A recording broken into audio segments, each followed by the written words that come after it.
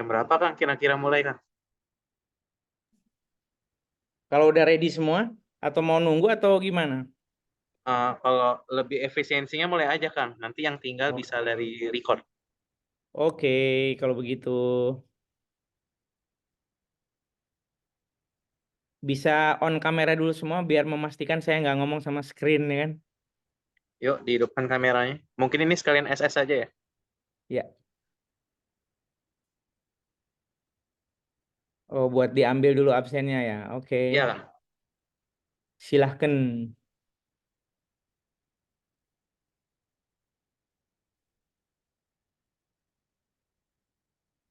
Berarti ini lagi pada mudik untuk nyoblos apa pada nyoblos di Medan atau pada golput? Nyoblos di Medan Kang. Hmm. Ada yang berencana golput di sini? Insya Allah mudah-mudahan kurang dari 2% itu Kang. Coblos 01 Kang. 1501. Oke. Ya, ya, ya, ya. Ya, kalau terbangun nyoblos, kalau nggak pun nggak apa-apa juga. Baik, teman-teman sekalian, Assalamualaikum warahmatullahi wabarakatuh. Selamat Waalaikumsalam. sore. Jadi Waalaikumsalam warahmatullahi wabarakatuh. sebelum kita bercerita panjang lebar, saya cuma mau memastikan, berarti besok tidak ada perkuliahan atau gimana, Pak? Besok ada Kang. Besok ada. Untuk matkul atas dan matkul internasionalisasi untuk kelas A. Oke, berarti untuk yang nafsa besok nggak ada ya? Gak ada Kang. Ini Oke, mungkin jadwal Senin mungkin bakal dikunci Kang. Soalnya kalau Selasa kami nggak bisa Kang. Mungkin masih bisa dinego sama Gaby hari Rabu. oke. Berarti sementara untuk jadwal berikutnya akan di Senin ya? Ya, Senin sore Kang. Oke. Nanti aku coba ngobrol sama Bang Fajar, udah diobrolin juga sama Sultan atau gimana? Oke Kang. Hmm. Nanti nggak apa-apa, aku coba kontak beliau juga ya. Baik, nah sebelum kita mulai, ada yang ingin saya tunjukin terkait RPS kita kan. Saya nggak tahu apakah teman-teman sudah dikasih tahu oleh Bang Fajar atau belum, tapi ini saya kasih wrap up-nya aja di screen. Oke, bisa. Oke, terlihat semua? Lihat Kang. Oke, nah jadi ini kurang lebih pertemuan kita ada sampai UTS lah kan, yang saya diminta untuk berbagi beberapa hal lah terkait mata kuliah ini gitu kan. Nah jadi kurang lebih topiknya itu yang akan diberikan itu ini sebenarnya. Jadi inilah pokok pembahasannya. Jadi ada sains adiksi, kemudian juga terkait ada progresi ketergantungan, gejala, tanda, relapse dan relapse gitu ya. Kemudian introduksi otak. Nah, kemudian ada juga di penerimaan awal, ada pengertian intervensi singkat. Nah, ini ada pengertian asesmen dan 4 kompetensi asesmen orang dengan gangguan penyalahgunaan zat. Nah, ini nanti bisa teman-teman baca, kurang lebih inilah yang akan kita bagi hingga sebelum UTS nantinya. Nah, mudah-mudahan bisa tercover lah ya. Mudah-mudahan. Nah, kalau enggak, berarti kita mesti nyari waktu tambahan yang itu nanti tentunya juga tergantung pada ketersediaan ruangan utamanya karena di FISIP katanya hari ini sedang terbatas dengan ruangan kalau saya nggak salah ya gitu. Nah, Iya Kang. Bahkan saya belum nge-save kelas, udah ada yang nge-save duluan Kang. nah makanya jadi ada keterbatasan karena ada kelas internasional itu katanya ruangan tuh jadi sedikit terbatas. Makanya mungkin besok, kalau besok kampus tetap buka atau nutup? Kalau untuk kampus, tahu saya tetap buka Kang. Cuman Tetap ya. mahasiswanya aja yang libur. Mahasiswa ini berarti prodi masih tetap buka ya. Ya minimal ada admin prodi situ Kang. Kak Betty. Oh, ke Pak Agus, Bang Fajar gitu belum tahu. Belum tahu Kang. Itu kadang mereka ada, kadang mereka gak ada. Oke, oke. Nggak apa nanti biar saya hubungin aja. Baik, ini kurang lebih nanti ini akan saya share sama teman-teman di grup aja ya, supaya jadi acuan kita ya. Nah, baik. Nah, hari ini kita coba berbicara tentang adiksi ya, pengantar gitulah ya, supaya teman-teman juga bisa paham apa sih sebetulnya adiksi itu gitu. Sebentar saya cari filenya.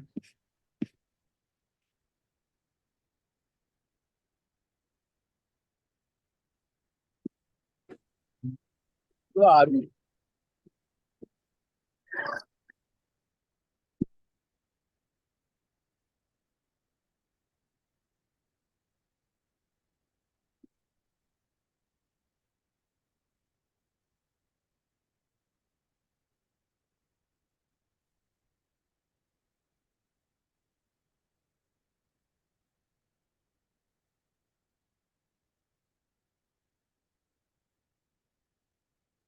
Nanti mungkin ada beberapa slide yang terpisah. Sebentar.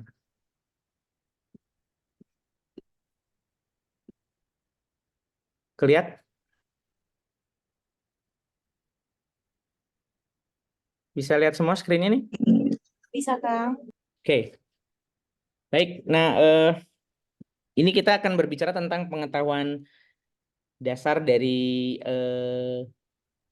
adiksinya ya. Jadi ini yang menjadi perhatian penting bagi kita, misalnya pekerja sosial maupun orang-orang yang akan bergerak di isu penanganan masalah penyalahgunaan narkoba atau penyalahgunaan zat, mesti memahami dulu sebetulnya konsep dari adiksi ini seperti apa gitu. Karena seringkali orang agak sedikit kebingungan yang dimaksud dengan adiksi ini apa. Karena memang ini istilah adiksi ini istilahnya orang-orang di dunia kesehatan lah. Tapi karena kita sebagai pekerja sosial seperti mandat di undang-undang juga bahwa orang-orang yang memang memiliki background atau profesi pekerja sosial juga harus memahami area ini karena hingga hari ini masalah sosial atau masalah penyandang masalah sosial narkoba ini masih masuk kategori masalah sosial yang menjadi salah satu tanggung jawab atau salah satu intervensi bagi teman-teman yang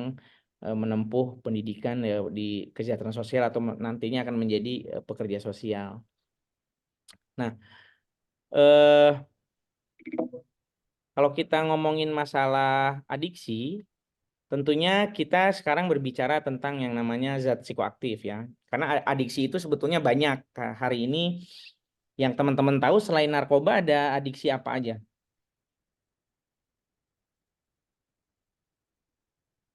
Kalau yang kawan-kawan tahu. Belum. Yuk kawan-kawan. Silahkan.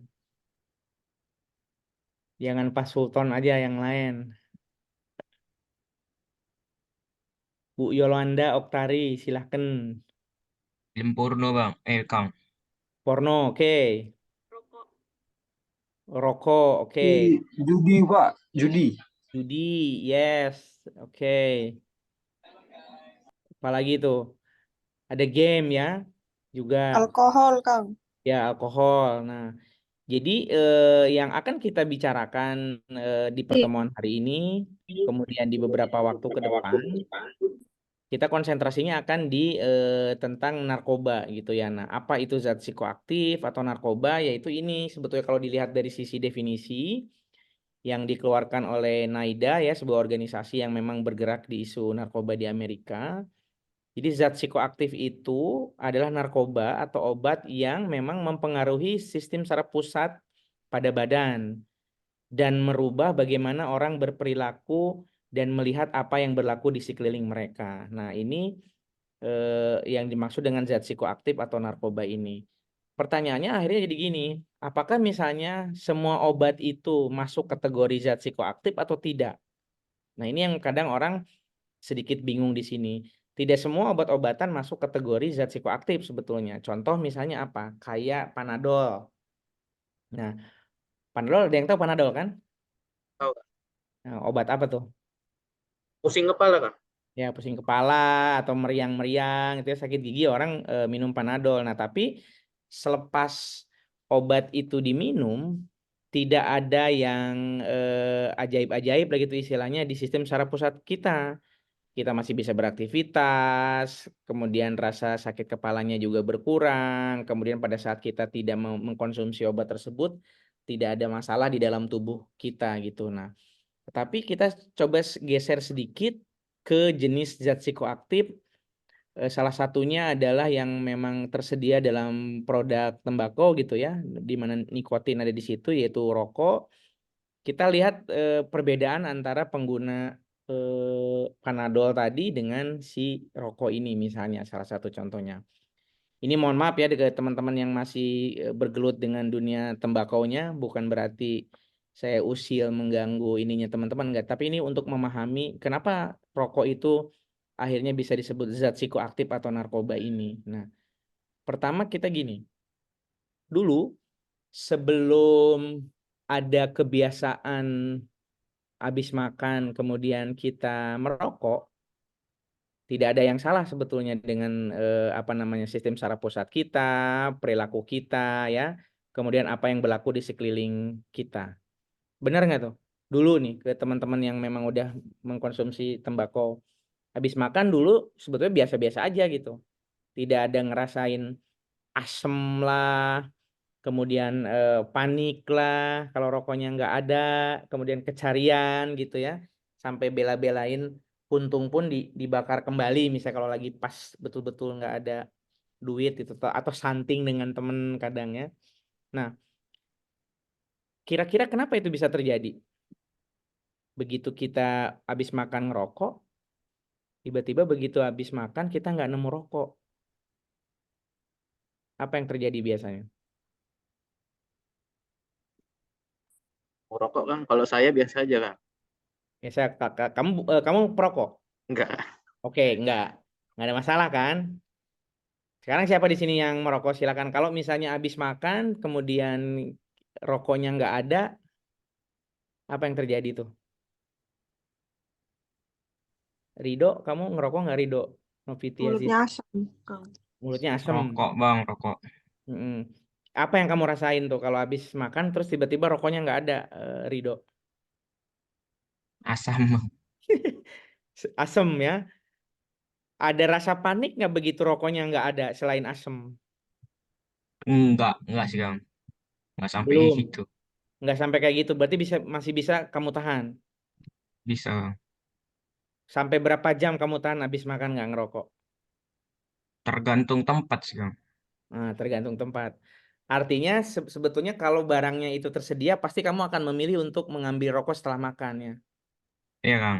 Nah, itu kan sebetulnya secara apa yang kita lihat di depan, ini mempengaruhi bagaimana kita melihat dan bertindak. Itu kan ada pengaruh di sistem saraf pusatnya. Nah, zat psikoaktif itu merubah itu. Jadi satu lagi misalnya masih dengan rokok. Ini mohon maaf nih kalau misalnya agak jorok sedikit. Ada orang yang membiasakan diri. Katanya kalau mau buang air besar itu sambil ngerokok udah paling benar tuh. Bisa cepet katanya terus konsentrasi gitu ya. Pokoknya nikmat dah gitu. Tapi yang dirasain kan sebetulnya bau gitu. Apalagi kalau misalnya kamar mandinya tuh nggak ada ventilasi gitu. Kan asap semua tuh. Nah tapi sebetulnya itu hanya ada pemikiran seperti itu karena otak kita terpengaruh, tersugesti kalau omongan orang. Kalau mau BAB itu ya memang sambil ngerokok bagus. Padahal sebetulnya kalau kita tahan aja dulu itu sampai mules betul-betul, sampai udah di ujung, itu nggak perlu rokok, pasti keluarnya cepet. Nah, tapi bagi teman-teman yang sudah membiasakan diri mengkonsumsi rokok untuk saat BAB, tiba-tiba perilakunya itu diulangi, ada repetisi gitu ya, itu akan membentuk sebuah perilaku dan pada saat perilaku itu tidak dilakukan, pasti kita merasa ada yang, duh, kok kayaknya ada yang salah nih ya, kok kayaknya ada yang kurang. Nah, itu kenapa zat psikoaktif akhirnya mempengaruhi sistem saraf itu di situ. Nah, berbeda dengan misalnya orang yang pakai Panadol tadi. Panadol kan digunakan hanya untuk pada saat kita sakit kepala aja dan itu ada tujuannya. Kita makan Panadol, sakit kepalanya hilang, kemudian kita berhenti mengkonsumsi, tidak ada kecarian. tidak ada rasa asem di mulut, tidak ada tiba-tiba, aduh kok nggak ada nih panadolnya kemana dan segala macam. Karena memang kita menggunakan obat itu sesuai dengan ketentuan dan yang paling penting untuk dipahami, panadol itu tidak mempengaruhi sistem saraf pusat pada badan kita dan tidak merubah bagaimana orang berperilaku dan melihat apa yang di sekelilingnya.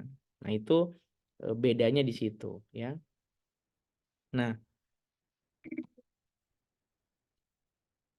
kemudian ini yang membedakan lagi, zat psikoaktif itu mempengaruhi 4 hal di tubuh kita. Jadi narkoba ini 4 hal ini sebetulnya yang dipengaruhi, ada mood, ada pikiran, ada persepsi, dan ada perilaku. Nah, kita kembali ke contoh yang tadi lah, misalnya kita pilih aja lah yang umum adiktifnya itu kan yang adiktif rokok ini. Bagi teman-teman lah misalnya di Zoom ini yang sudah mengkonsumsi tembakau, benar nggak nih pada saat kita mengkonsumsi zat psikoaktif dalam bentuk tembakau, rokok, dan nikotin itu, mood kita jadi slow, enak, pikiran yang suntuk jadi oke, kerja bisa untuk beberapa waktu bisa berkonsentrasi, jadi lebih enak di badan. Ngalamin gitu nggak?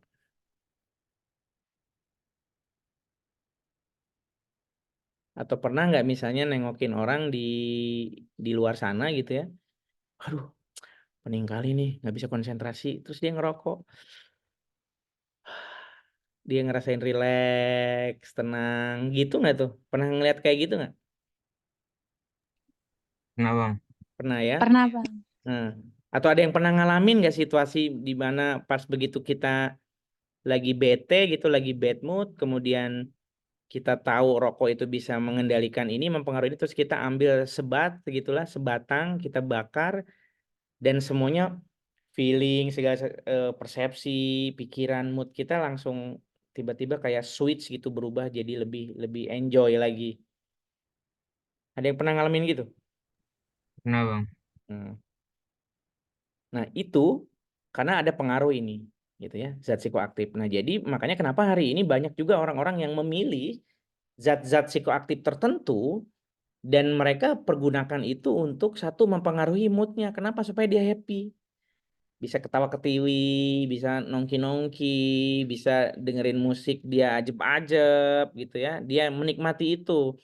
Kemudian ada juga orang yang menggunakan zat psikoaktif untuk bekerja, dalam hal ini untuk menambah tenaganya supaya dia bisa berkonsentrasi, bekerja melebihi batas normalnya. Akhirnya dia mengkonsumsi itu untuk bisa bekerja melebihi batas waktu dan mendapat hasil bayaran yang lebih dari yang seharusnya. Itu ada orang-orang yang memilih untuk menggunakan zat psikoaktif untuk itu. Kemudian ada juga yang memang dia mengambil obat ini atau zat psikoaktif ini untuk hanya sekedar membuat pikirannya rileks, tenang, tidak banyak beban, akhirnya dia memilih menggunakan itu. Nah, tapi ada beberapa kasus di mana zat psikoaktif itu ternyata mempengaruhi persepsi, apa yang dilihat, apa yang didengar, apa yang dirasa itu berbeda dari realita ataupun dari situasi yang memang nyata gitu ya. Nah, ini karena ada pengaruh-pengaruh zat psikoaktif ini. Nah, pada saat mood, pikiran, persepsi, dan perilaku ini dipengaruhi oleh zat psikoaktif, pada waktu tubuh kita membutuhkan mood yang baik, pikiran yang oke, fisik yang bagus, persepsi yang baik gitu ya, perilaku yang baik, akhirnya dia memilih untuk menggunakan ini secara terus-menerus. Kenapa begitu? Karena ada bagian otak yang memang dipengaruhi oleh zat psikoaktif ini. Nah, ada batang otak, ada korteks, ada sistem limbik. Nah, jadi selain 4 hal yang tadi dipengaruhi, fisik gitu ya, yang tadi mood, pikiran, persepsi, perilaku, ternyata zat psikoaktif ini juga mempengaruhi bagian otak tertentu. Nah, bagian-bagian otak ini di kasus-kasus adiksi yang lain ya di luar narkoba, ini kurang lebih sama sebetulnya. Kayak tadi teman-teman nyebut ada kecanduan pornografi misalnya, kecanduan game, kecanduan judi misalnya. Nah, bagian ini juga sebetulnya yang kurang lebih yang diserang. Nah, kenapa bagian-bagian ini yang diserang, ini yang akan kita lihat satu persatu ya. Kenapa akhirnya orang bisa jadi ketergantungan dan mengulangi perilakunya karena bagian ini yang dipengaruhi. Nah, ini batang otak. Batang otak tuh kalau dilihat dari tengkuk leher kita sini nih, ya, itu memanjang sampai ke tulang ekor kita. Nah, batang otak ini merupakan pengendali fungsi vital untuk hidup kita. Jadi debar jantung, pernafasan, waktu kita tidur, batang otak ini yang mengendalikannya. Nah, sekarang saya mau nanya ke teman-teman, kalau ada yang tahu boleh juga lah sharing. Berapa sih denyut jantung atau nadi kita orang dewasa ini per menit berapa kali? Ada yang tahu nggak?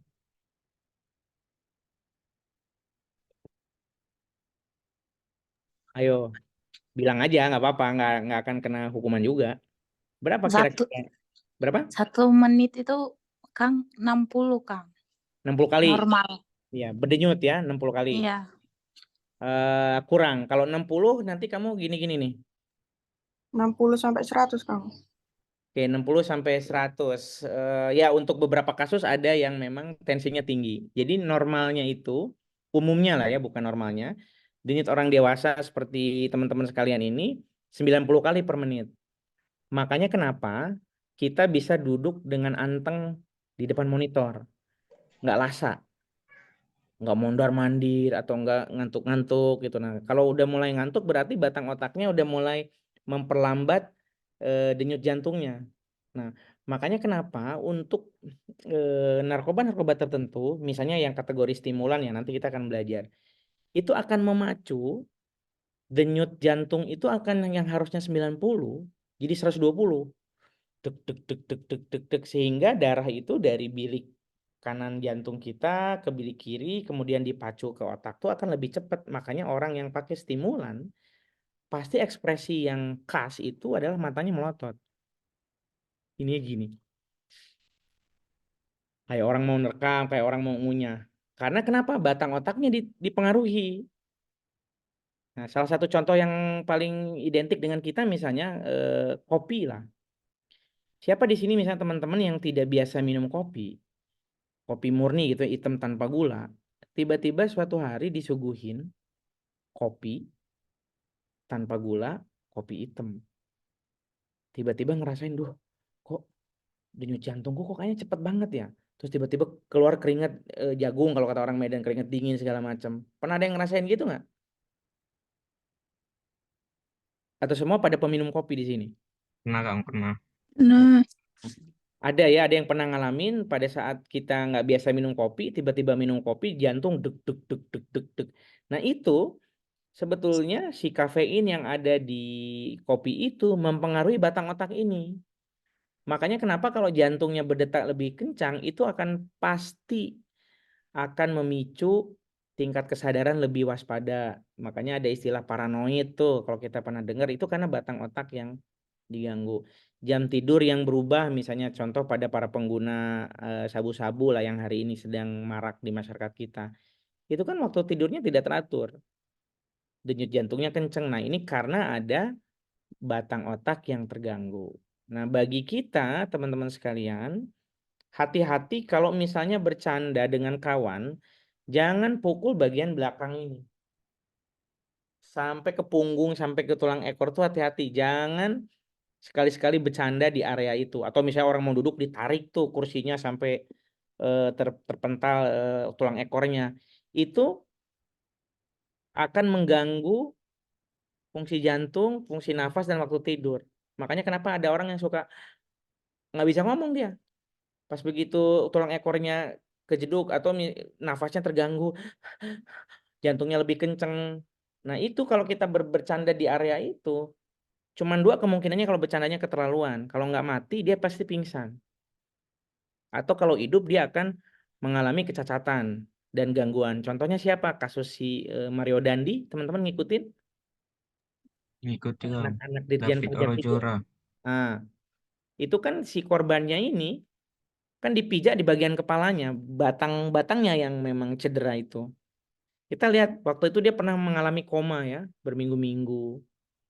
Kemudian jantungnya udah mulai nggak bagus, akhirnya jadi butuh alat bantu, jalannya juga keseimbangannya berkurang. Nah itu juga karena ada gangguan di otak. Tapi itu karena benturan. Nah narkoba ternyata juga merusak bagian batang otak ini. Oke, nah ini yang berikutnya korteks. Nah, korteks ada di bagian atas sini ya. Di bagian ada yang namanya prefrontal cortex di bagian depan, ada yang di samping sini juga gitu. Nah, dia bertugas untuk memproses informasi dari indera kita, indera penglihatan, pendengaran, misalnya penciuman, perasa, ke pusat berpikir dan menilai dalam otak. Jadi misalnya gini, kalau kita makan garam pasti ada rasanya. Apa rasanya? Rasa garam apa? Ada yang suka makan garam di sini? Asin, Kang. Ada di sini yang makan garam rasanya asam. Ada nggak? Nggak ada ya? Enggak ada. Ada. Terus kalau makan gula pasti ada rasanya apa tuh? Manis kan nggak ada di sini yang Manis. makan gula tiba-tiba rasanya asin. Kalau ada dia bilang asin, berarti korteksnya tuh keganggu. Nah, salah satu contoh gangguan korteks otak pada orang dengan penggunaan narkoba, kalau teman-teman ngikutin beberapa waktu yang lalu kasus angkutan kota di skip yang nyerobot pintu kereta, akhirnya angkotnya terserempet, penumpangnya meninggal dan supirnya hidup. Pernah dengar kasus itu? Di skip 1-2 tahun yang Pernah, Kang. pernah ya. Nah, jadi itu ternyata si supir itu kan hidup dia. Jadi setelah hidup dan dia tidak ada cedera apapun supir ini. Dibawalah ke kantor BNN, dilakukan tes urin. Ternyata si kawan ini menggunakan narkoba jenis sabu-sabu, kategori stimulan. Nanti kita akan lihat apa itu stimulan. Nah, tapi dia pakai sabu. Nah, kita lihat bagaimana korteks ini diganggu. Kalaulah teman-teman akan lewat perlintasan kereta,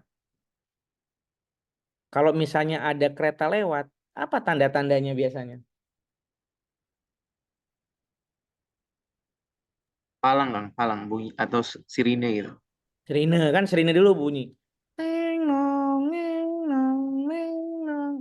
Korteks otak kita itu memproses informasi dari indera penglihatan dan pendengaran kita. Oh, ada lonceng nih, terdengar sirine. Kemudian sirine itu bunyinya di dekat pintu perlintasan kereta.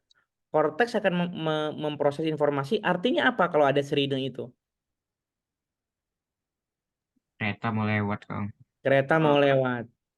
Tanda berikutnya apa setelah sirine itu yang teman-teman tahu? Palang pintu.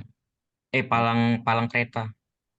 Turun kan? Turun, turun. Nah, pertanyaan saya, pada saat kita melewati pintu itu, tiba-tiba ada adegan kayak tadi, ada sirine muncul, ada pintu palang yang turun.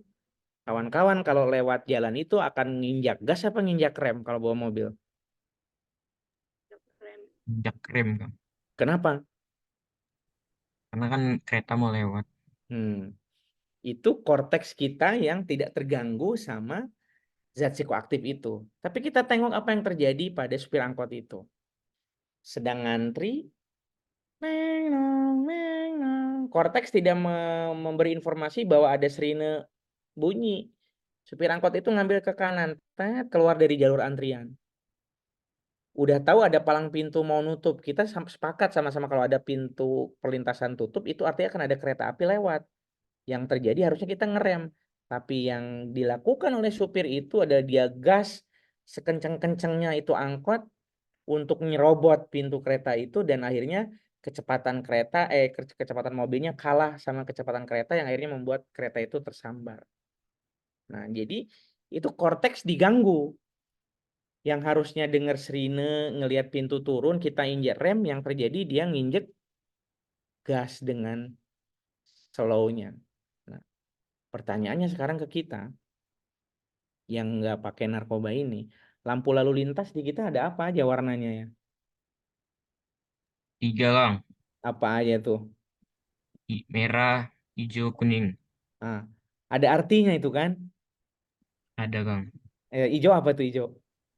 Hijau ini Maju, jalan, ikan jalan. Kuning, hati-hati. hati. Merah. Merah berhenti. Nah, itu karena korteks kita bekerja memproses itu kan.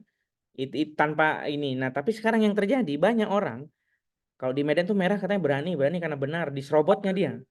Itu berarti kalau begitu ada yang salah sama korteks dia nih. Karena harusnya dia berhenti kalau merah gitu. Nah, kita bisa bayangkan ya, kan ada banyak yang terjadi keajaiban-keajaiban di sekitar kita ini.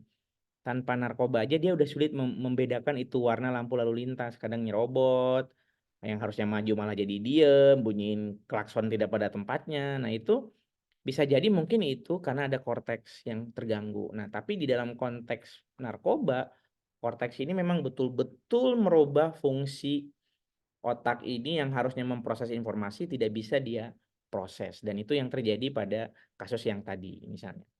Nah, udah dua ya. Tadi ada batang otak, ini korteks. Nah, ini ada satu lagi namanya sistem limbik. Sistem limbik di bagian tengah kepala kita sini, ya.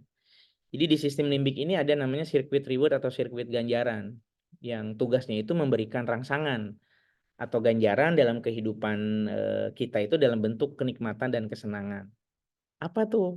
Misalnya kita sudah menikah nih, punya pasangan suami atau istri, melakukan hubungan badan, kemudian kita merasakan orgasme di situ, mengalami ejakulasi, merasakan kenikmatan, kesenangan, itu karena sistem limbik memicu sirkuit reward tadi atau sirkuit ganjaran mengeluarkan zat di otak namanya dopamin. Nah, dopamin ini sangat penting fungsinya untuk kehidupan kita. Dopamin yang memberikan rasa nikmat kalau kita habis makan merasakan kenyang.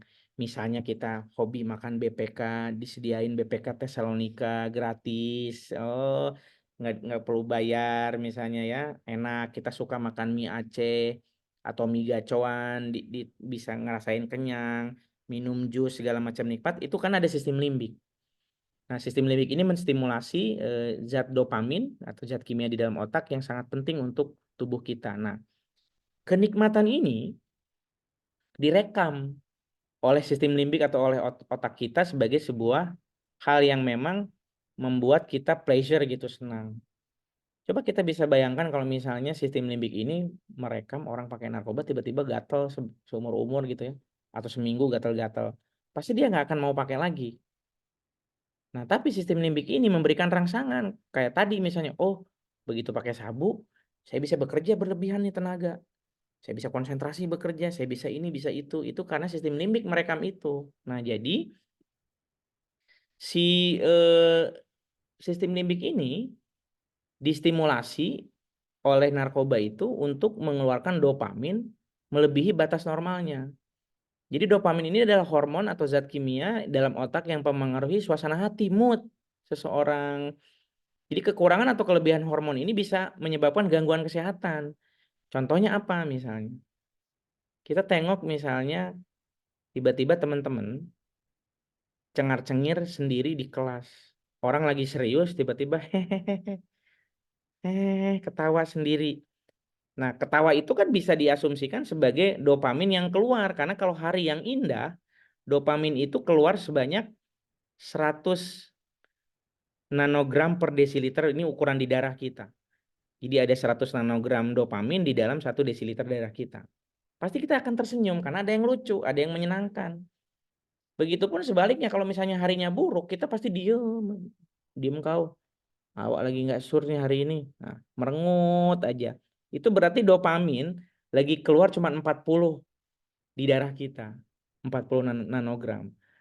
Tapi kalau harinya biasa-biasa aja, itu hanya 50 nanogram per desiliter.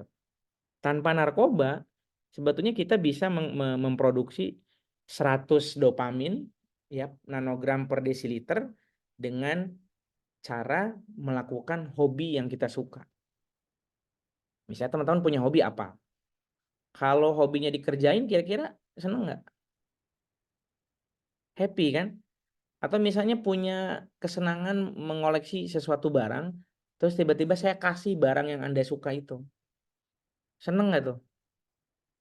Seneng nggak? langsung ya, terima kasih bang, saya suka sekali barang ini, wah apalagi dikasih dari luar negeri dan segala macam, itu happy, itu 100 nanogram per desiliter keluar dopamin itu. Nah, rasa senang itu direkam sama sistem limbik. Jadi sistem limbik itu kerjanya kayak handphone pintar yang kita punya ini, bukan handphone bodoh ya. Kalau handphone bodoh kan nggak bisa merekam dia, hanya cuma dipakai telepon aja sama SMS.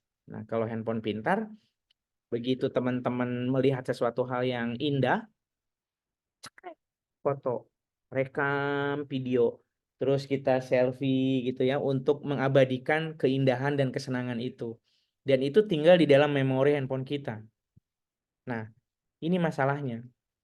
Begitu kita bosan dengan video dan foto itu, di handphone ini bisa dihapus.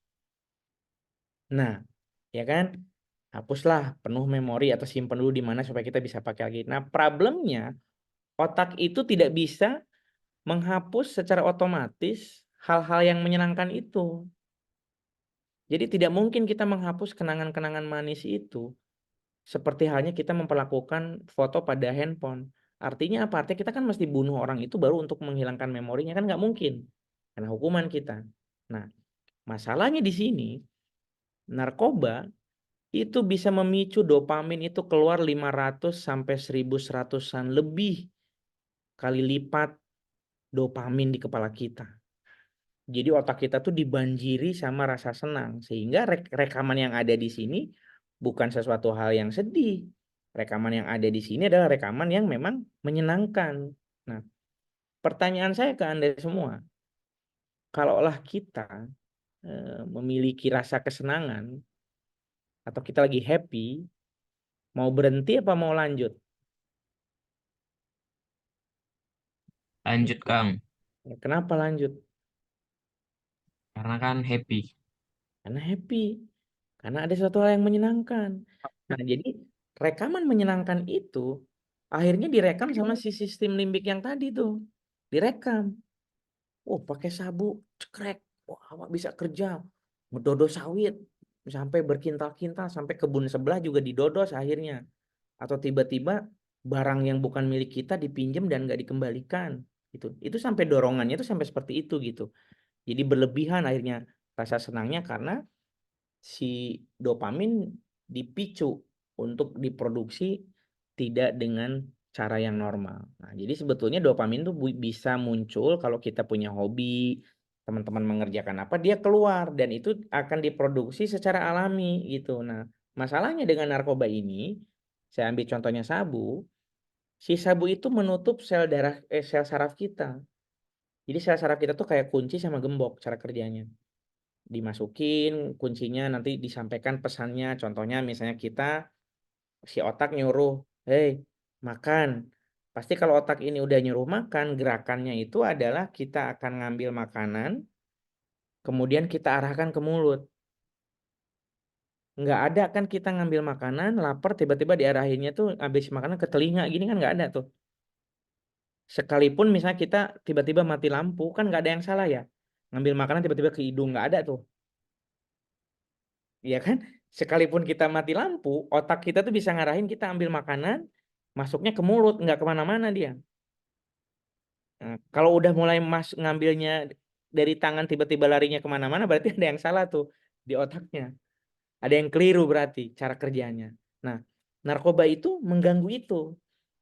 Makanya kenapa kita sering ngelihat di beberapa kasus yang pernah saya tangani itu, dia mengalami halusinasi, dia berhayal menjadi apa, dia seolah-olah menjadi raja, jadi itu di hidup dengerin musik jedang jedung ajeb ajeb ajeb ajeb ajeb ajeb, dia speaker di sini dia joget-joget, semua dia rasa happy dia karena si dopamin ini sedang banjir di kepalanya dan sistem sarafnya itu ditutup sama narkoba ini sehingga yang ada di kepalanya adalah rasa senang, rasa senang, rasa senang, rasa senang.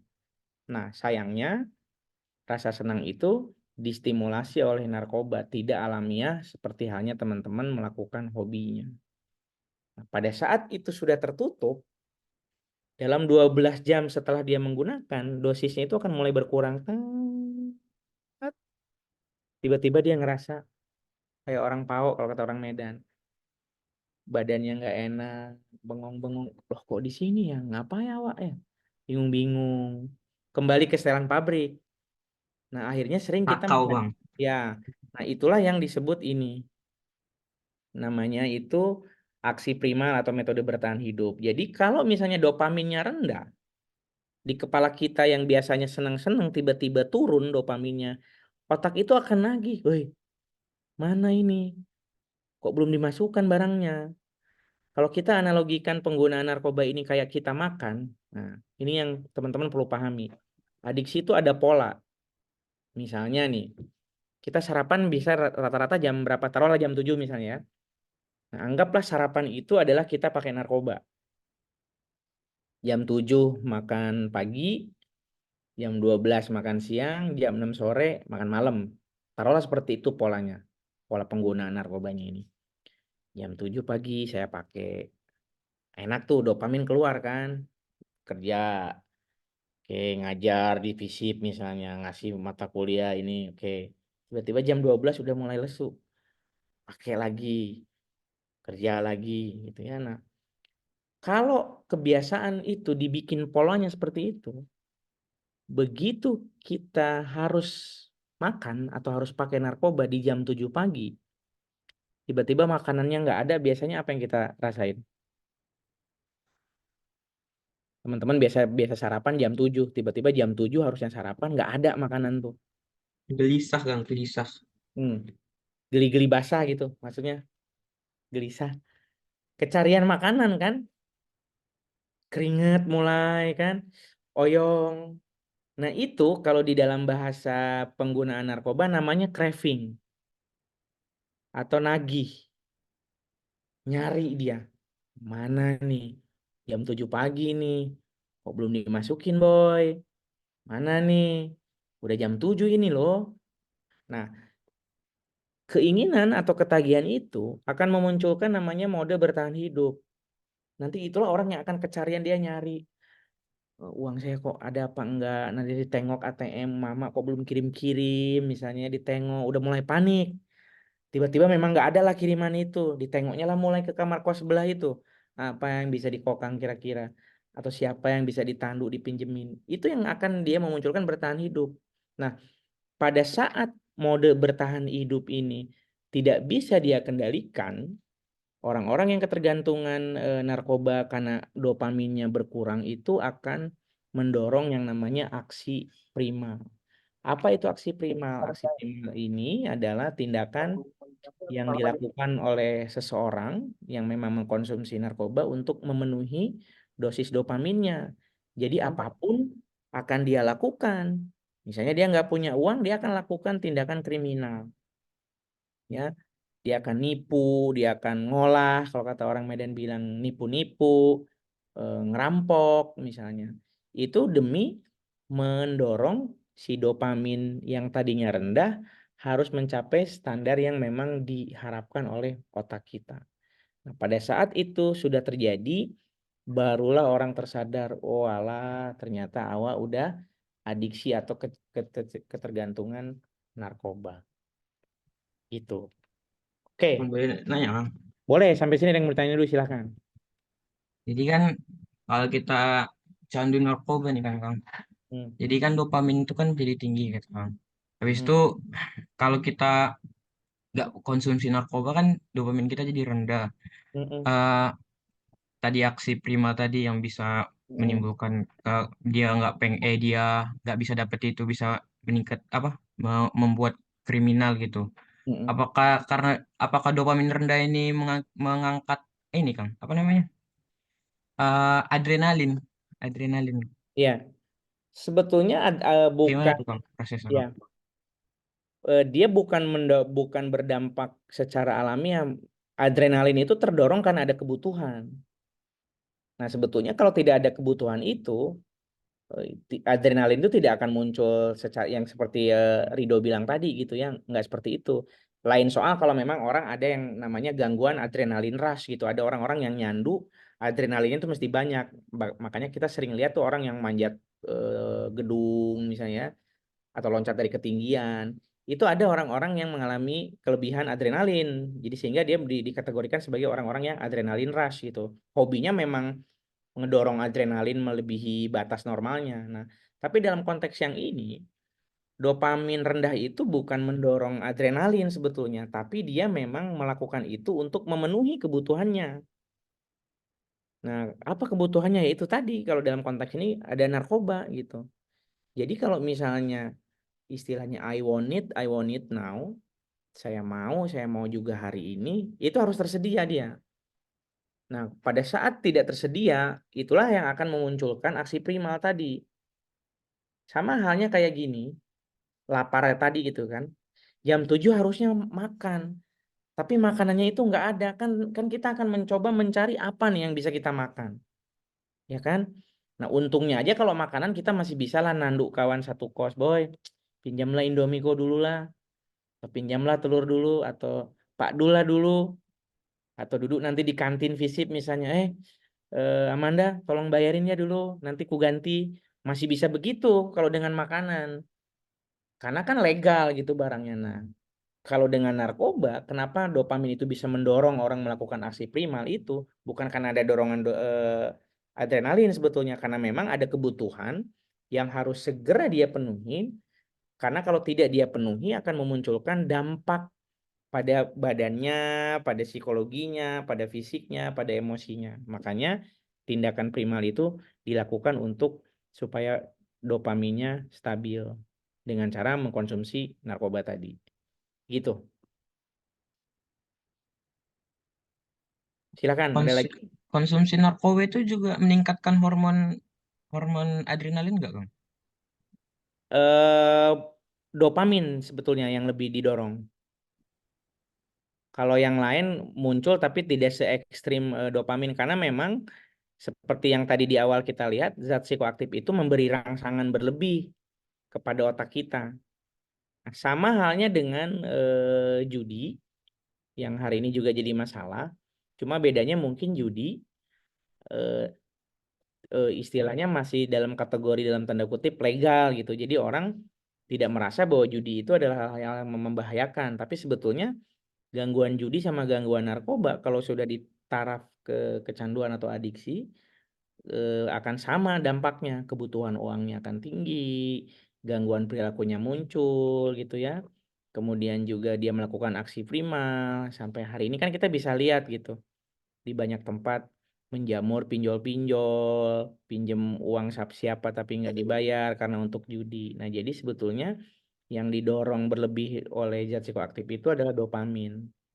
Itu. Oke, ada lagi yang ditanyakan kira-kira? Kang, maaf mau nanya. Yes.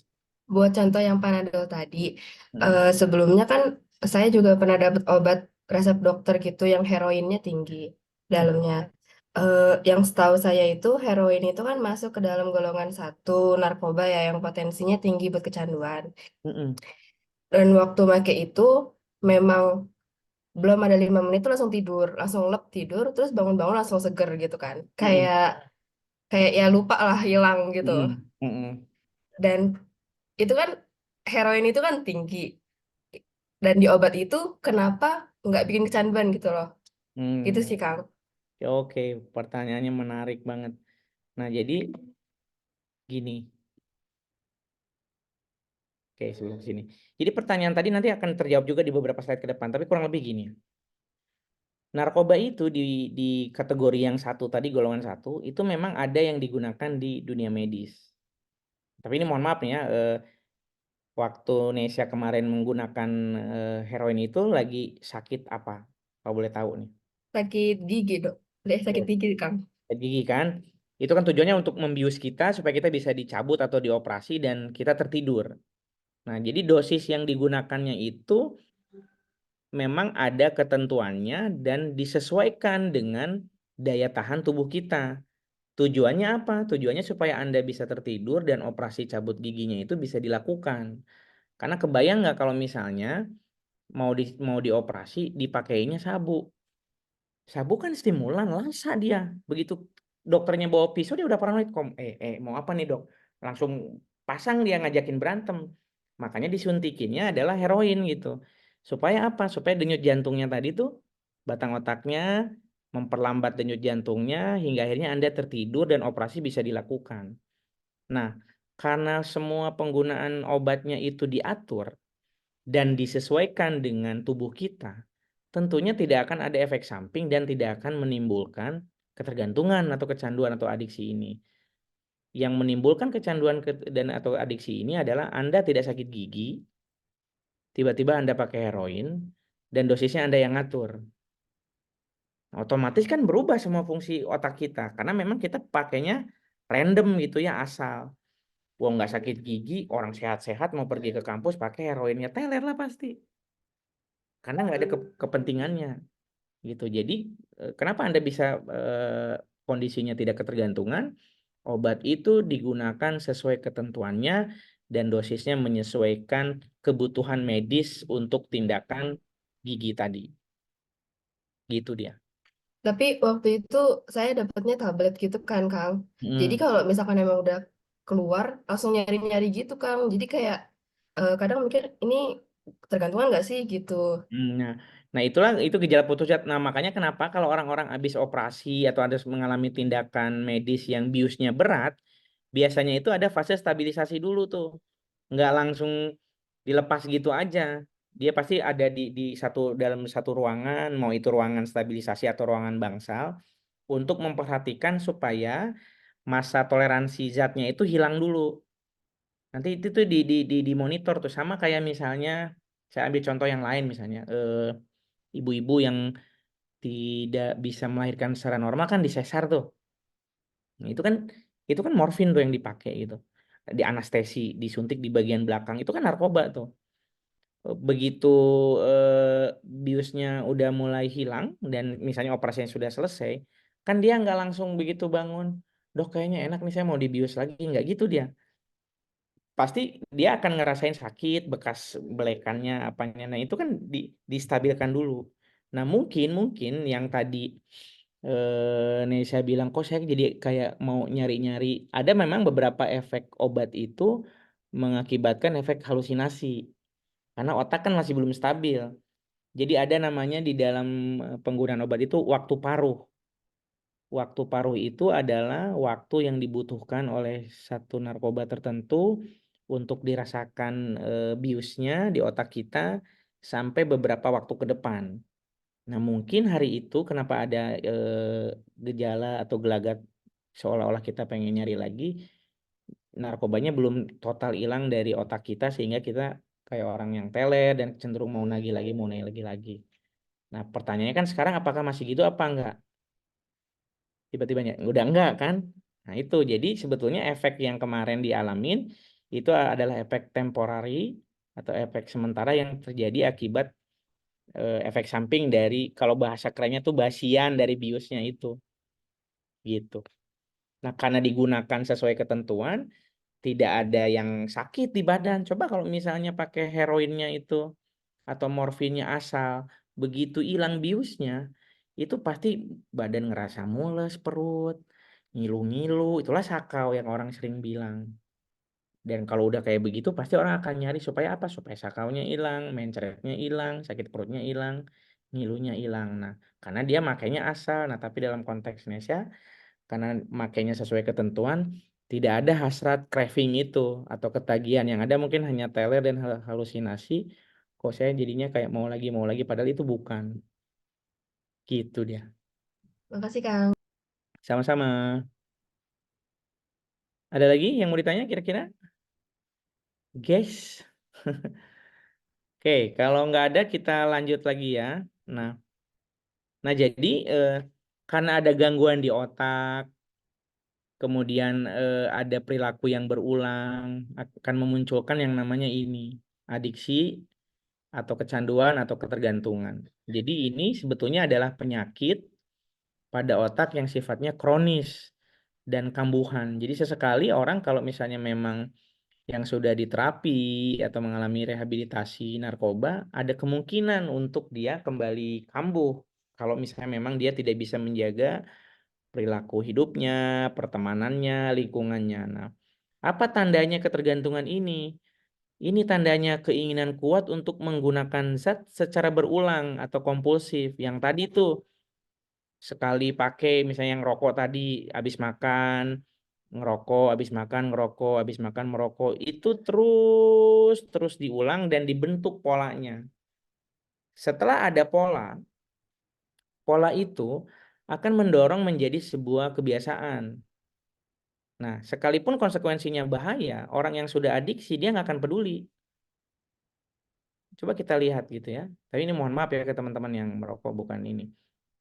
Di bungkus rokok itu kan kalau misalnya kita tidak buta huruf, kita bisa baca sebetulnya ada petunjuk di situ.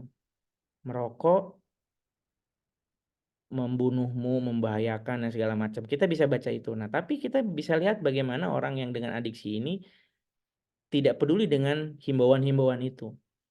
Walaupun konsekuensinya membahayakan, kan sakit jantung karena rokok tuh masih jadi pembunuh nomor 2 di Indonesia ya setelah kanker.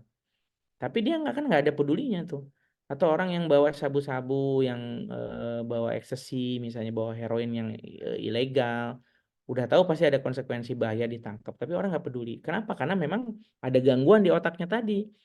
Sistem limbiknya terganggu, korteksnya terganggu, batang otaknya terganggu, mood dia terganggu, perilaku dia terganggu, emosi. Jadi itu semua bercampur dalam sebuah kondisi yang namanya kecanduan. Nah, dan ini sesekali waktu kalau misalnya pemicunya muncul akan mengakibatkan orang kambuh kembali dalam penggunaannya. Nah, ini tandanya. Jadi ada buku DSM-5. DSM-5 ini adalah diagnostik untuk orang-orang dengan gangguan kesehatan mental. Jadi 11 tanda penyalahgunaan narkoba ini gitu ya.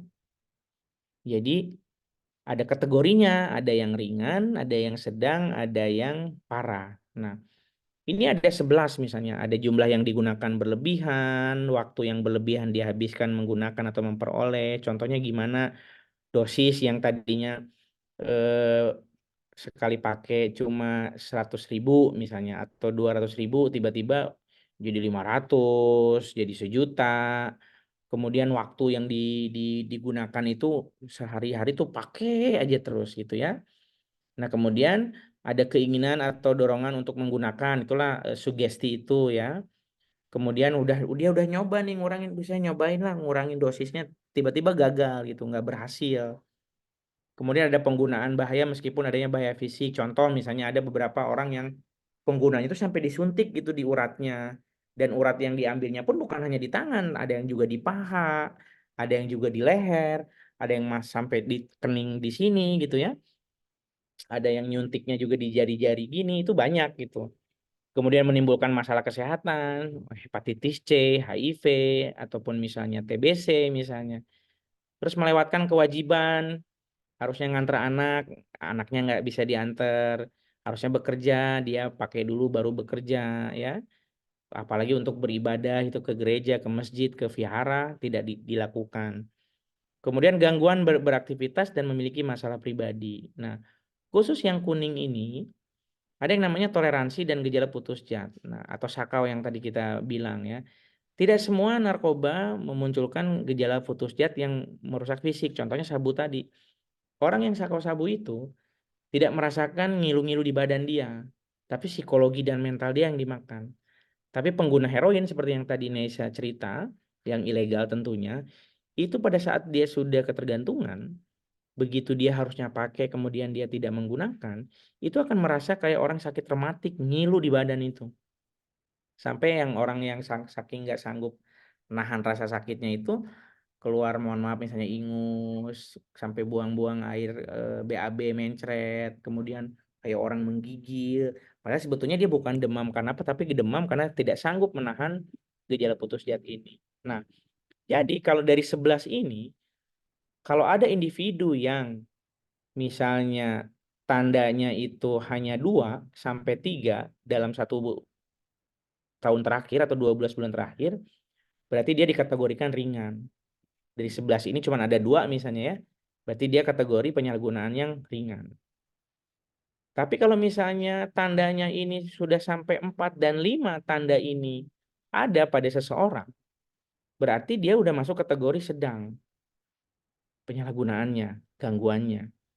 Tapi kalau 6 sampai 11 atau lebih dari 6, berarti itu ada kategori penyalahgunaan zat yang parah. Artinya nih orang sudah diperlukan penanganan rehabilitasi medis maupun rehabilitasi sosial.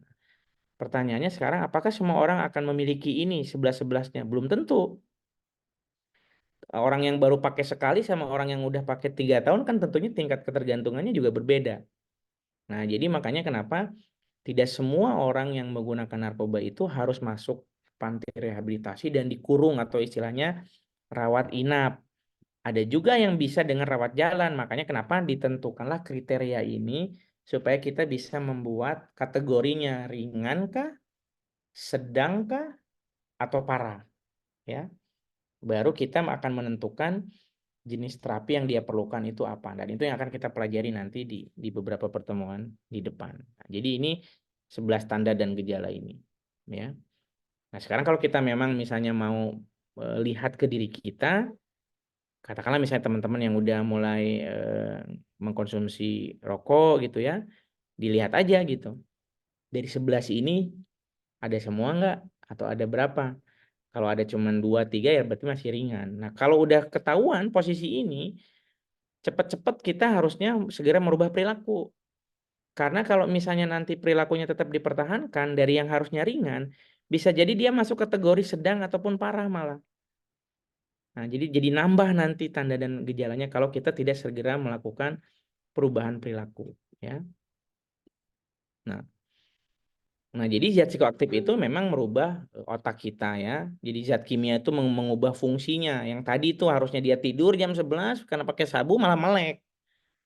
Yang harusnya dia melek malah tidur. Yang harusnya dia nggak berhayal jadi berhayal. Yang tadinya lagi suntuk ini tiba-tiba joget, jogging gitu. Itu kan berubah semua tuh karena zat psikoaktif ini. Nah, kemudian si zat psikoaktif ini memang mengarah pada perubahan hati, persepsi, atau pada keduanya malah gitu ya. Bagi orang-orang yang tertentu menggunakan zat-zat tertentu, bukan hanya mood yang dia bisa, yang tadinya suntuk jadi happy, tetapi energi dia jadi berlebih. Dan itu yang hari ini sedang marak terjadi di urban city kayak kita gini. Rata-rata orang mengkonsumsi zat psikoaktifnya itu dalam kategori stimulan. Kenapa? Karena dia butuh tenaga yang banyak untuk bekerja melebihi batas tubuhnya. Supaya apa? Supaya dapat cuan banyak.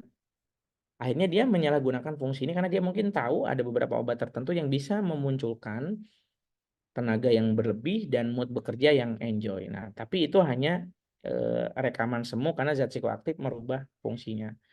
Nah, kemudian ada beberapa zat psikoaktif yang memiliki nilai pengobatan dan digunakan untuk mengobati atau menjadi makanan dalam tubuh seperti yang tadi saya jelasin tuh.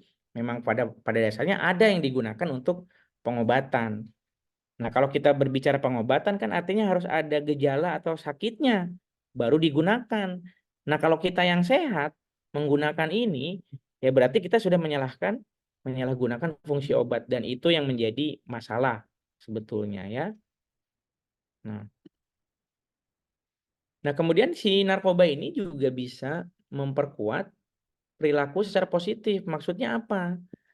Jadi karena dia bisa merubah suasana hati, saya ambil contoh misalnya di para tukang dodos di kebun sawit hari ini, itu udah banyak yang terpapar dan menyalahgunakan narkoba jenis sabu-sabu. Nah, kenapa mereka menggunakan itu? Karena otak mereka ngerekam bahwa kalau Anda menggunakan sabu untuk dodos sawit, itu bisa memperkuat tenaga Anda dalam ngedodos buah sawit dari pohon yang tinggi itu sampai berkilo-kilo, berkintal-kintal Anda bekerja. Itu kan direkam hal yang positif dalam tanda kutip ya. Karena dia dengar dari temennya misalnya. Boy, kalau misalnya memang tenagamu pengen besar, kalau mau ngedodos, pompa lah dulu. Limpul aja limpul, katanya kan. Awalnya limpul. Besok-besok limpul. Pinjamlah dulu 100, katanya. Berubah, naik lagi. Nah, jadi penguatan positif-positif ini yang menurut kita bisa meningkatkan tenaga dalam bekerja Akhirnya itulah yang direkam oleh si otak kita. Kalau kita mau kerja di kebun sawit, dapat kiloannya banyak, berarti harus pompa dulu. Karena kalau nggak pompa nggak bisa kerja. Dan itu yang terjadi akhirnya pola itulah yang terekam oleh otak yang mengakibatkan orang akhirnya jadi ketergantungan. Oh iya Pak, kalau saya nggak gini pompa dulu, nggak semangat kerja, pinjamlah dulu. Itu yang terjadi itu. Dan itu di banyak kasus di kebun-kebun hari ini seperti itu ya. Jadi karena ada memperkuat perilaku secara positif dalam tanda kutip, padahal sebetulnya perilaku itu hanya manipulasi dari zat psikoaktif aja ke dalam otak kita. Nah ini kita coba tinjau klasifikasinya ya. Jadi secara ilmu pengetahuan ada 4 sebenarnya. Ada stimulan, ada opioid, ada depresan, dan ada halusinogen. Nah jadi klasifikasi ini didasarkan pada efek utama obat atau zat pada sistem saraf pusat kita. Jadi siapapun yang menggunakan, kalau yang namanya jenis stimulan pasti reaksinya akan bagaimana gitu. Begitupun opioid, mau anak kecil, mau orang tua itu sama gitu. Nah, beberapa yang tidak cocok ini termasuk kanabinoid ya atau ganja ini dikategorikan kepada klasifikasi lainnya. Nah, ini kita lihat satu-satu nih. Ini stimulan. Nah, jadi kalau stimulan ini kerjanya adalah meningkatkan aktivitas sistem saraf pusat atau SSP atau bahasa ilmiahnya adalah Central Nervous System ya, CNS. Nah, makanya pada umumnya orang yang pakai stimulan pasti efeknya begini. Jantungnya cepet deg, deg, deg, deg, deg, deg, deg, deg. Akhirnya nafas jadi kayak orang yang baru lari maraton gitu ya.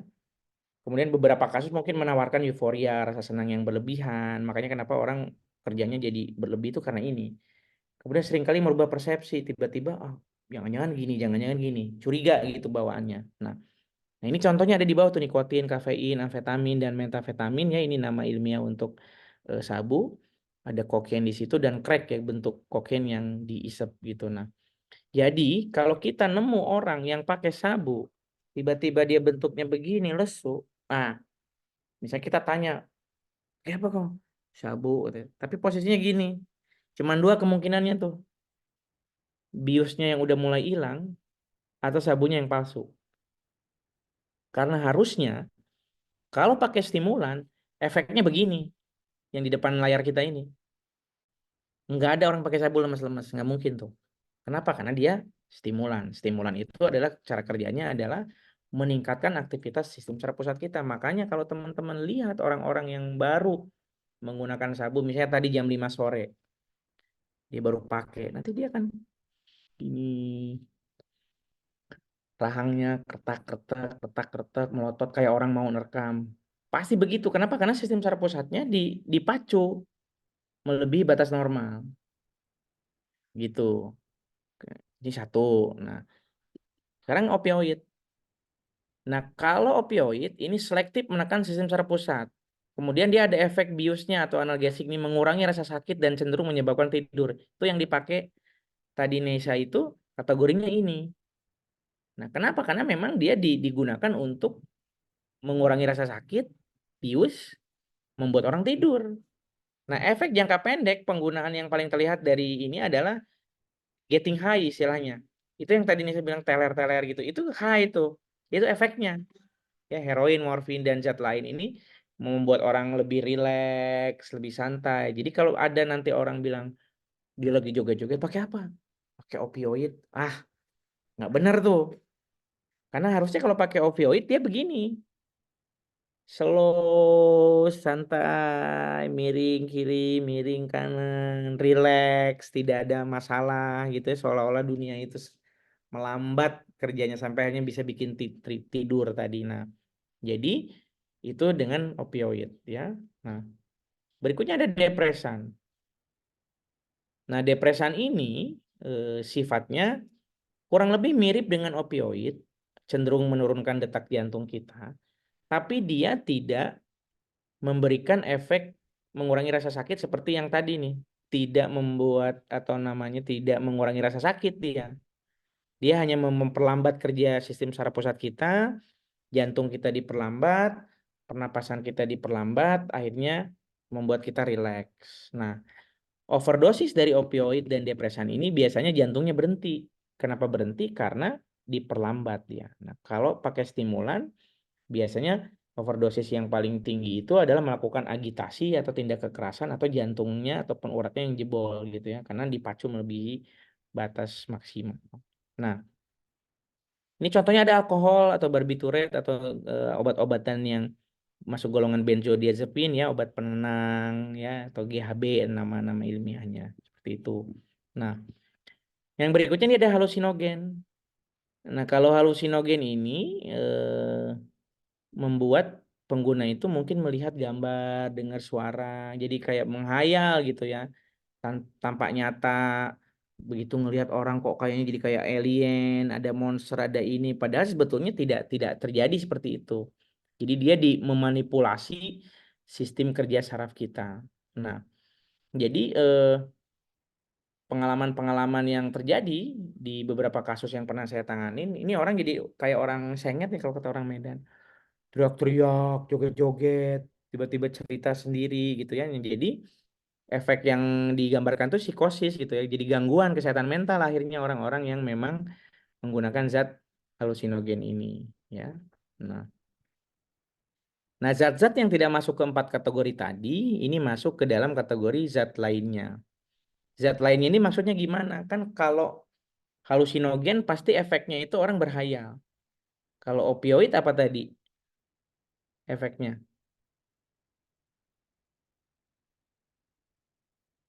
Opioid kan memperlambat kerja jantung kita ya, sama ada efek Tidur itu ya, Kang. Stimulan bisa kan mempercepat. Nah, jadi kalau si zat lain ini tergantung, kadang bisa bikin orang slow, kadang bisa bikin orang lebih aktif, kadang bisa bikin orang menghayal. Jadi dia tidak ada efek yang spesifik seperti halnya stimulan, opioid, depresan dan juga halusinogen. Nah, jadi ini dia sensornya ataupun efeknya bisa beragam pada setiap orang, tidak selalu sama. Nah, tapi kalau yang 4 tadi, mau opung-opung yang pakai, mau ua-ua, mau mama-mama, remaja ataupun anak-anak, yang namanya pakai stimulan pasti dia akan lebih aktif dari biasanya.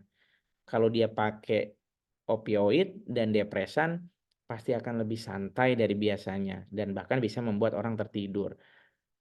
Kemudian kalau misalnya orang pakai halusinogen, pasti orang akan lebih banyak berhayal dan menganggap segala sesuatu ini benar adanya padahal tidak terjadi. Nah, itu spesifik. Nah, tapi kalau dengan zat lain ini tidak bisa kita menentukan si A pakai ganja pasti akan begini. Enggak, kadang-kadang ada yang berbeda juga pada individu-individu tertentu ya. Baik. Nah, kira-kira ada yang ditanyakan dulu sampai di sini? Kategori zat ini, kemudian tadi fungsi di otak. Izin, Kang. Ya. Jadi yang narkoba-narkoba tadi yang kita sebutkan tadi kan, Kang. Itu kan nggak semuanya ada di seluruh di Indonesia, kan nggak mungkin ada ke semuanya kan, Kang. Kalau orang-orang yang tinggal di iklim musim dingin itu cenderung nggak dia menggunakan narkoba gitu, Kang? Sebetulnya Kan kalau dibilang sorry kepotong. Ada lagi pertanyaannya? udah pas itu aja, Kang. Oke. Jadi kalau dilihat yang tadi ini di Indonesia semua ada ini. Stimulan, ya nikotin, kafein, amfetamin kan ada di kita. Kokain juga ada gitu. Kemudian kalau kita ngomongin ini opioid, ya tadi kawan kita Nesya pakai tuh, ya kan? Di dunia medis. Kemudian kalau kita ngomongin depresan, kayak obat benzodiazepin tuh orang-orang yang sulit tidur, orang yang mengalami stres, depresi, pakai obat kategori ini. Alkohol di kita banyak macam ragam, dari mulai yang tradisional sampai yang pabrikan ada di situ. Begitupun ini misalnya halusinogen, ekstasi di kita juga ada gitu. Jadi sebetulnya Indonesia ini menjadi market dalam tanda kutip untuk peredaran gelap narkoba. Jadi semua itu ada di kita. Hanya mungkin bedanya adalah kayak contoh misalnya kokain. Kokain itu kan memang harganya mahal gitu. Mungkin beredarnya tidak di kita di Sumut ini, tapi ada misalnya entah itu di Jakarta misalnya. Tapi yang saya tahu kokain ada di Medan. Karena saya pernah nanganin klien orang Medan sini, memang dia mengkonsumsi itu. Ya memang harganya mahal dia. Jadi hanya orang-orang tertentu saja. Misalnya ecstasy gitu. Ya buat teman-teman yang mungkin pernah dengar atau pernah bergaul di dunia gemerlap gitu, main ke diskotik, itu pasti yang gitu-gitu tersedia di situ gitu ya. Kalau kita tahu akses, tahu jalur, ada yang satu butirnya harganya 150.000, 200.000, 250, banyak gitu. Obat-obat yang opioid tadi ada di dunia kedokteran gitu ya.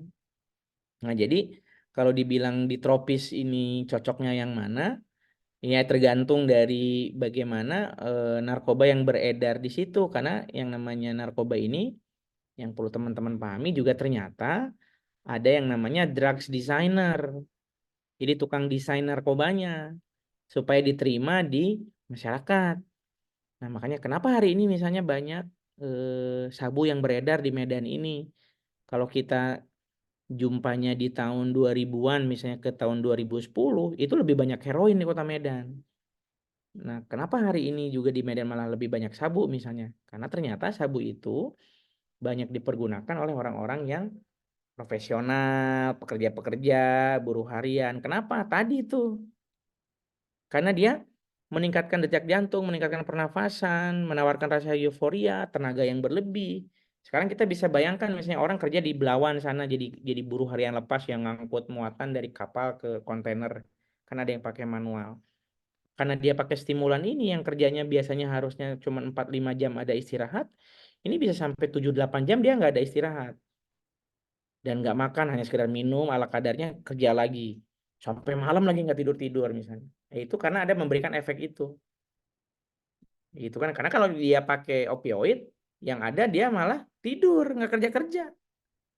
Jadi akhirnya karena itu yang direkam sebagai sesuatu hal yang menyenangkan tadi itu, dibanjiri itu. Nah, jadi memang ada beberapa yang khas dikonsumsi, misal contoh kayak yang kategori ini nih, alkohol misalnya. Nah, bagi orang-orang yang tinggal di wilayah Skandinavia misalnya, atau di Rusia, itu kan udah memang menjadi apa namanya dalam tanda kutip menurut mereka jadi keharusan untuk menghangatkan badan gitu kan. Nah, tapi kan sebetulnya kalau kita mau berbicara menghangatkan badan, pakai aja jaket tebal-tebal yang bahannya dari bulu angsa gitu, jangan jaket di Monza. Kalau di Monza kan tipis-tipis misalnya, tapi kalau kita punya yang bulu angsa bisa lebih hangat gitu. Nah, tapi itu tidak menjadi pilihan di iklim-iklim tertentu, tapi lebih banyak mengkonsumsi alkohol di kadar tertentu gitu ya. Jadi tidak bergantung ini juga apa namanya Sultan ya. Yang bergantung itu adalah marketnya. Apa yang banyak konsumsi itu yang diproduksi. Makanya tadi ada istilah drug designer itu. Drug designer itu memang dia peneliti loh. Memang riset dia. Kalau kita kayak LPPM misalnya. Jadi ada orang LPPM-nya. Terus ada orang pengabdian masyarakatnya, ada tuh dia riset itu. Sampai akhirnya dia bilang mungkin ke kartelnya, oke kita bikinnya ini deh. Ya, gitu dia. Baik, ada lagi yang ditanyakan? Ini sedikit lagi nih kita selesai. Nah, jadi ini kita lihat nih dampaknya. Jadi otak normal kita yang bagian atas yang ada kuning-kuning, ini adalah otak orang-orang normal. Yang sensor sarafnya masih bisa berfungsi dengan baik. Begitu dia menggunakan kokain, 10 hari bentuk otaknya udah berubah tuh. Tertutup semua sel sarafnya ya, sama yang biru-biru ini nih, ya. Nah, kemudian ini orang pakai ekstasi ini misalnya. Yang bagian kiri ini otak orang yang normal. Dari sisi warna dia kecerahannya, warnanya cantik gitu ya. Ini menandakan bahwa sel saraf di otak kita masih berfungsi dengan baik. Begitu dia mengkonsumsi ekstasi, kita tengok ada bagian-bagian sel saraf yang tertutup dan warnanya udah semakin gelap. Gitu. Ini misalnya mata, pupil kita di bagian tengah mata kita tuh ada bagian kecil namanya pupil. Jadi kalau pupil normal itu size-nya tidak terlalu besar dan tidak terlalu kecil gitu ya. Jadi dia normal aja. Tapi begitu dia pakai uppers atau stimulan, di mana sabu salah satunya, pupilnya itu akan membesar melebihi batas normal. Dan ini kalau kita arahkan senter ke mata dia, didekatkan atau dijauhkan, bentuknya ukurannya tetap sebesar ini. Begitupun misalnya orang yang pakai depresan atau downers akan lebih kecil dari yang seharusnya juga gitu ya. Ini di sini. Mau senternya dekat, mau senternya jauh, ukurannya akan tetap sebegitu. Makanya kenapa orang-orang yang di diskotik kalau ada razia, polisi atau penegak hukum tuh selalu ngambil senter dan mengarahkan ke mata dia sebetulnya untuk ngelihat ini pupilnya nih ngikutin cahaya apa enggak gitu. Ukurannya standar apa enggak. Nah, jadi kalau misalnya terlihat indikasi ada penggunaan, makanya langsunglah diarahkan ke kamar mandi itu biasanya untuk diambil sampel urinnya dan dites menggunakan alat UT atau urine test untuk diketahui jenis narkoba apa yang misalnya memang digunakan atau ada atau tidaknya indikasi penggunaan narkoba kalau pupilnya ukurannya tidak nampak normal ya. Nah, ini misalnya otak orang normal besar. Begitu dia menggunakan alkohol 25 tahun, heroin 2 tahun, ganja, dan meth atau sabu. Jadi otak itu bukan hanya size-nya gitu ya, bukan hanya ukurannya yang kecil, tapi juga bentuknya memang dirubah oleh si zat psikoaktif ini sehingga makanya kenapa kita lihat ada perilaku-perilaku yang ajaib gitu ya. Misalnya apa ajaib itu? Eh, udah punya suami atau istri melakukan hubungan dengan yang bukan pasangannya, yang harusnya kerja dia malah nggak kerja, atau melakukan perilaku-perilaku beresiko ganti-ganti pasangan. Nah, itu karena memang konstruksi otaknya sudah tidak bisa berpikir atau bekerja secara normal. Makanya sering dulu ada istilah dasar nggak ada otak kau, tukang mabuk lah, apa narkoba. Ya ini memang lama-kelamaan otak tuh mengecil, mengecil, mengecil sampai akhirnya dia tidak bisa berfungsi dengan baik dan akhirnya mengalami kerusakan permanen dan tidak sedikit orang mengalami gangguan kesehatan mental pada akhirnya gara-gara penyalahgunaan narkoba yang berkepanjangan ya. Nah, inilah kasus-kasusnya kan gara-gara pakai narkoba di remaja meningkat, jadi peminum alkohol karena dipaksa teman ya, ada yang memang dia pengen diakuin di lingkungannya gitu ya. Ngejual tabung gas lah, ada yang jadi bandar lah ya. Kemudian juga ada yang jadi pengedar, nah itu banyak kasus-kasusnya. Nah, ini terakhir, dalam kehidupan pengguna narkoba itu ada istilah namanya telur adiksi. Jadi layaknya telur, kalau kita udah pecah, telur itu tidak akan bisa kita perbaiki. Nah, itulah orang yang kecanduan narkoba ini. Pada saat orang sudah mengalami adiksi atau kecanduan narkoba, paket kehidupannya akan dihadapkan pada kebutuhan uang yang sangat besar. Untuk apa uang itu? Untuk beli narkoba. Nah, kemudian pada saat misalnya dia tidak memiliki uang, dia pasti akan melakukan tindak kriminal dan kekerasan untuk mendapatkan uang dan uang ini untuk beli narkoba. Dan kriminal dan kekerasan ini hari ini sedang ada di sekitar kita ya. Kalau teman-teman lihat tuh di medsos-medsos ada yang pagar dibawa lah, rumah kosong yang dicongkelin satu persatu, kusennya lah, kacanya lah, pagarnya sampai rambu lalu lintas, tiang listrik yang digergaji. Itu sebetulnya imbas-imbas dari karena orang ketergantungan ini ya. Kemudian perilaku seksual cenderung beresiko karena dia akan ada berganti-ganti pasangan, kemudian juga melakukan hubungan tidak dengan aman, kemudian juga melakukan apa namanya menjual dirinya untuk juga mendapatkan uang dengan perilaku seksi ini. Nah, sehingga pada akhirnya dia juga akan mendapatkan penyakit-penyakit yang memang banyak ragamnya gitu ya. Ada HIV di situ, ada TBC di situ, ada hepatitis, ada gangguan kesehatan mental, gangguan kelamin dan segala macamnya. Jadi pada saat kita ketergantungan narkoba dan narkoba ini pecah sebagaimana telur, dan paket kehidupan orang-orang yang masih aktif mengkonsumsi akan seperti ini. Nah, jadi ya mari kita membangun nih kehidupan kita, masyarakat kita dan apa namanya identitas kita tanpa penyalahgunaan narkoba. Karena kalau misalnya orang sudah menyalahgunakan narkoba, mengkonsumsi narkoba, artinya kita akan kehilangan satu generasi atau satu potensi sumber daya manusia. Begitupun sebaliknya kalau kita sehat, kita bisa mencapai cita-cita, bisa menyusun rencana setelah kuliah mau ngapain, kemudian akan membangun apa. Kalau memang kita berbicara membangun, ingin bekerja, kita bekerja di mana, itu bisa apa namanya dikembangkan sedemikian rupa. Tapi kalau kita memang udah bermasalah yang betul-betul di tingkat yang paling parah, jangankan untuk memikirkan rencana gitu, memikirkan hidup dirinya sendiri saja sudah terlampau sulit bagi orang-orang yang ketergantungan narkoba. Gitu, teman-teman. Demikian sesi kita sore hari ini. Sorry kita udah lewat 15 menit. Terakhir kalau misalnya memang masih ada yang ingin ditanyain, kira-kira mudah-mudahan semua, Pak, nanti ini akan saya share materinya, nggak usah khawatir, dibagi ke teman-teman. Aman semuanya? Oke. Tidak ada yang tanyain? Absen sudah Pak Sultan ya, aman semua teman-temannya yang hadir.